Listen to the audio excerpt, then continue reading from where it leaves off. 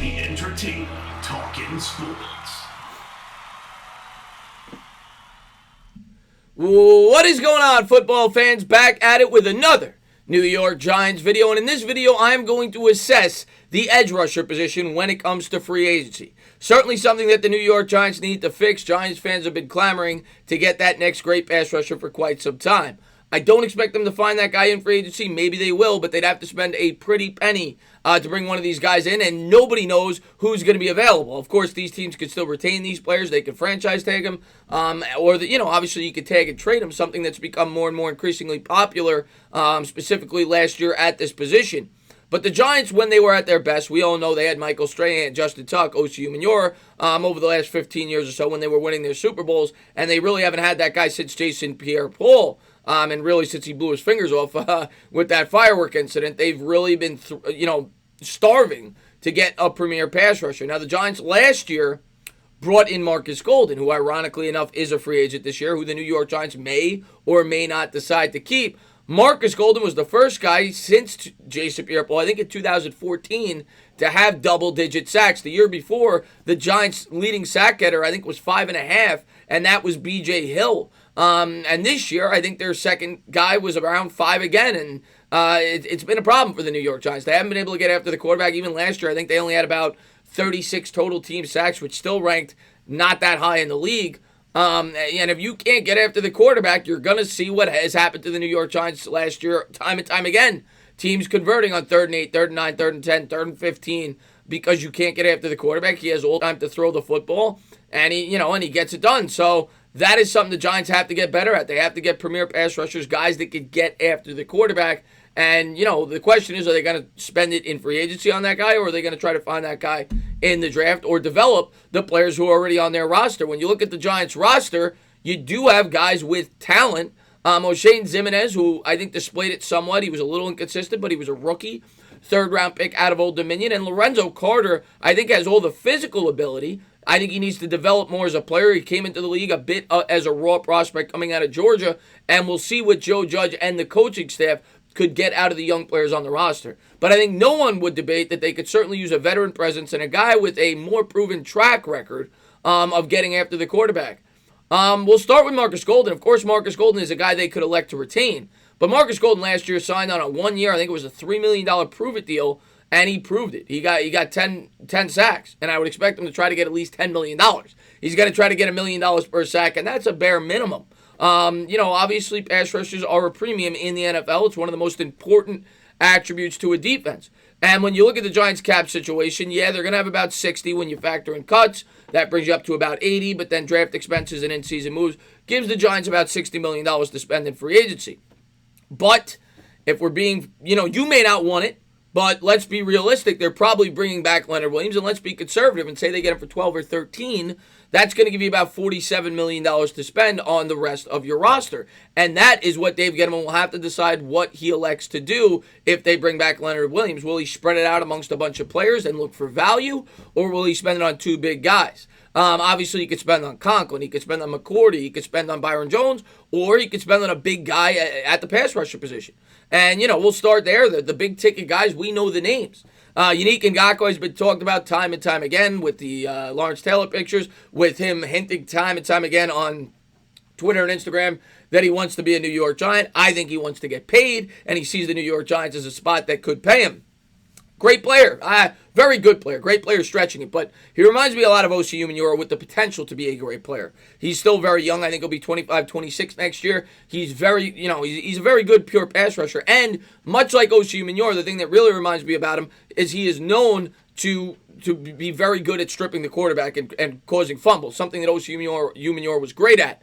The question is he worth $20, $21 million a year at his age when you have a lot more holes to fill in free agency? I personally think he's not, and I don't think any of these guys, when you look at their production throughout the NFL, are going to be worth spending $21 million a year and eating into your cap space and giving them a 5-year commitment. Would I cry if they brought these guys in? No. I would recognize that they would definitely help the defense. Other high-profile guys, Shaquille Barrett. Shaquille Barrett is a guy, started with the Denver Broncos, signed a 1-year prove-it deal similar to Marcus Golden. He was kind of in a logjam there with the Broncos after they had drafted Chubb. You had Miller, you had Chubb, and he proved it this year. Obviously, I think he was the sack leader, had near 20 sacks with the Tampa Bay Bucks, but the question there is consistency. He's never done it before this year, and he's going to get paid off that 20-sack season. Expect him to get close to $20 million. And is he worth that? That's the question you have to ask yourself if you're a Giant fan and if you're Dave Gettleman. I don't know if that's the case. Bud Dupree's another guy, but by all accounts, the Steelers plan to keep him. He's probably going to get in the $16, $17 million range if he's not franchise tag. Jadeveon Clowney, a big name, not known as being a high sack guy. I think his career high is 9, but when you watch him play, you clearly see the impact he has on the game. He's great at getting. He's just a great all-around football player. Very good against the run. Very good against getting after the quarterback. And another guy that's going to cost you around $20 million. And Armstead's another guy from the Niners, a guy who I think his production you could definitely attribute to the additions of Bosa and Ford. I think that certainly helped him. Dante Fowler, same thing. That guy goes to the Rams. He's got Aaron Donald. I'm sure that helped Fowler. He's a young pass rusher, was a former very high draft pick in the first round last year he had 11.5 sacks, but can he do that consistently? And would he be able to do that on the New York Giants? I think that's something you'd certainly have to ask yourself. But he's probably going to get paid in the $15, $16 million range based on age and potential. And Matthew Judon, you could probably say the same thing with the Ravens. Zadarius Smith got paid $16 million last year. Coming from the Ravens, he has similar production. He's probably going to get around that if he does hit the open market. In terms of mid-tier guys, we already talked about Marcus Golden, the guy on our roster who the New York Giants could elect to keep. But, they may not. It's a new coach. He may say to himself, well, yeah, he fit Betcher. I don't know if he's going to fit what Patrick Graham's trying to do, being that he lacks versatility. He's not very good against the run. He's a pure 3-4 pass rusher. You can't really line him up on the line. So that's what he's going to have to ask himself on whether or not he wants to keep Golden. But I think he's going to be in that $10 to $12 million range, along with guys like Van Noy, Collins, and Robert Quinn. I think those are your mid-tier guys. Maybe they get a little bit more. Maybe they get a little bit less based on age and production. But Collins and Van Noy are guys that obviously have been linked to the Giants, being that our head coach is a former New England Patriot, and he's shown that he wants to bring in guys that he's familiar with, whether it's a coach or whether it's probably a player, and those are guys that are versatile that may fit the defensive system of Patrick Graham.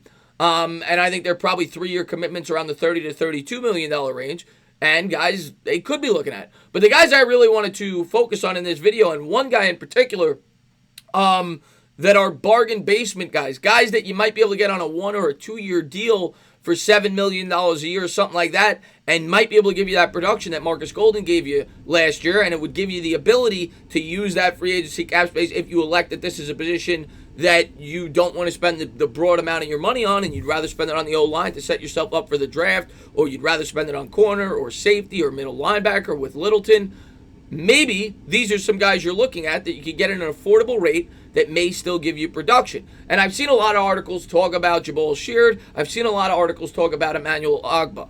Ogbah's young. I think that's the attraction there. He's still only 27 years old, but the production hasn't been there, much like Shaquille Barrett last year. Barrett signed that 1-year deal and proved it.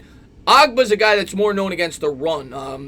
From what I read about him, he's basically a guy, and the Giants were rumored to be drafting him in 2016. They ended up not doing it. He fell in the draft. I think it was an early second-round pick. But he reminds me a lot of of Williams, who I think we're going to re-sign Leo Williams. And he's a guy that's known, not a high sack guy. He's going to get you about 5 sacks, but he's known at being very good against the run. I think the New York Giants already have plenty of players on the roster that are capable of doing that. Maybe if you don't bring back Leonard Williams, Ogbah's a guy you look at. But if you're looking for a pass rusher, I don't think he's the guy, even though I've read a lot of Giants writers talk about him as a value pickup. The same could be said. Jabal Sheard is a guy that's a veteran. He's been around. I think he's going to be 31 next year. He's got over 50 career sacks. He's played with the Patriots, but the last 3 or 4 years, he's pretty much been a 5-sack guy. He's a depth player. He's a nice piece. Maybe on a really cheap contract, you consider him. But the guy that really drew my interest, and I've not seen him talked about at all, is Mario Addison. Mario Addison, because of his age, may not be the most attractive option. But if you're looking for a bargain guy, when you look at the production that he's brought, he may be a guy that the New York Giants, if he becomes available, could very well be interested in. Obviously, the Carolina Panthers have a new head coach there. They may have a lot of roster turnover, and rumor has it that they may not sign this guy. And if he becomes available, I think that Mario Addison is the guy that the New York Giants certainly should look at, and I'm going to pull up his numbers. Like I said, he's going to be 33, but on a 1-year deal or maybe a 2-year deal with the ability to get out after 1, or 2 years, $14 million, $7 million a year, when you look at his consistency and level of production, and he's known as a pretty good all-around player. He has experience both at the D-end and the outside linebacker. I believe he played the outside linebacker last year for the Panthers. He played D-end before that. And the other connection here, obviously, is Dave Gettleman. Dave Gettleman brought this guy in 2013, his first year with the Panthers, and this is an underrated find by Dave Gettleman when we talk about free agency. This guy's become a borderline Pro Bowler the last 4 years. Take a look at his numbers.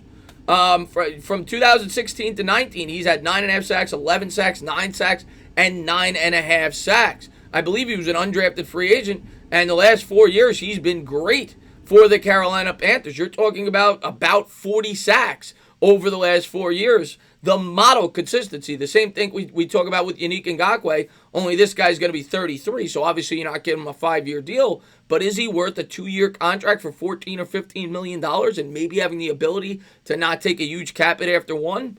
Yeah, why not take a flyer on a guy with experience, a guy that has shown production? You go back even the 2 years before that, 6.5 and 6. He's also shown the ability to stay on the football field. Over the last, since he's been a Carolina Panther, you're talking 1, 2, 3, 4, 5, 6, 7 years. He's only missed 5 games in the last 7 years, and over the last 3, he's only missed 1. I think he's a really good player. I think he's a guy on a 1 or 2 year deal. Makes a lot of sense. And if you're looking for value at the pass rusher position, I think Addison could very well be your guy with the connection to Dave Gettleman. Of course, he has to become available, and the Panthers have to not bring him back. But if we're looking for value in free agency at the edge rusher position, Mario Addison could make a lot of sense. As always, guys, if you liked what you watched, please subscribe, drop a comment, maybe give me a little thumbs up. Cheers.